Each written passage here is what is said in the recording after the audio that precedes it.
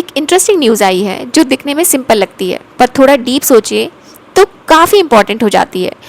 UAE OPEC से बाहर हो गया है और सवाल ये है, क्या ये सिर्फ एक नॉर्मल डिसीजन है या फिर ग्लोबल ऑयल सिस्टम में कुछ बड़ा चेंज स्टार्ट हो रहा है? क्योंकि ओपेक कोई नॉर्मल ग्रुप नहीं है, ये दुनिया के ऑयल प्राइसेस को इनडायरेक्टली कंट्रोल करता है। अब आपको थोड़ा बेसिक समझाती हूँ। दुनिया में जो क्रूड ऑयल होता है उसका एक बड़ा पार्ट कुछ कंट्रीज मिलकर कंट्रोल करती हैं और उनका एक ग्रुप है जिसका नाम है ओपेक।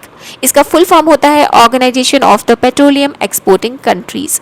इस ग्रुप का सिंपल सा काम होता है, डिसाइड करो कि कितना ऑयल मार्केट में आएगा ताकि प्राइस स्टेबल रहे, क्योंकि अगर ऑयल ज़्यादा आ गया तो प्राइस गिर जाता है और अगर कम आ गया तो प्राइस बढ़ जाता है।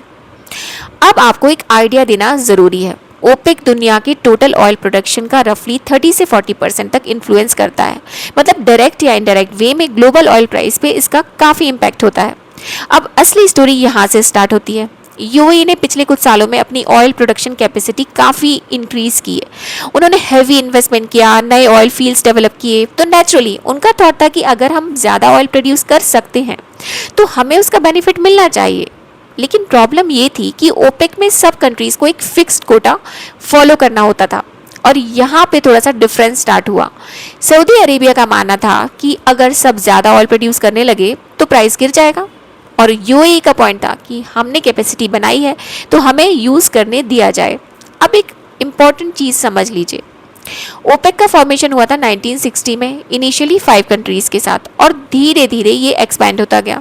इस ग्रुप में हिस्टोरिकली सऊदी अरेबिया का इन्फ्लुएंस सबसे स्ट्रॉन्ग रहा है और यूएई भी इस सिस्टम का काफ़ी डिसिप्लिन मेंबर रहा है। अब जब 2020-21 के अराउंड ऑयल डिमांड रिकवर हो रही थी पोस्ट ग्लोबल स्लोडाउन में, तो ओपेक मीटिंग्स में पहली बार ओपनली डिसएग्रीमेंट दिखने लगा। नॉर्मली ओपेक मीटिंग्स में सब कंट्रीज़ एक कोऑर्डिनेटेड डिसीजन लेती हैं, पर इस बार यूएई ने ओपनली बोला कि उनको अपना प्रोडक्शन कोटा इंक्रीज चाहिए।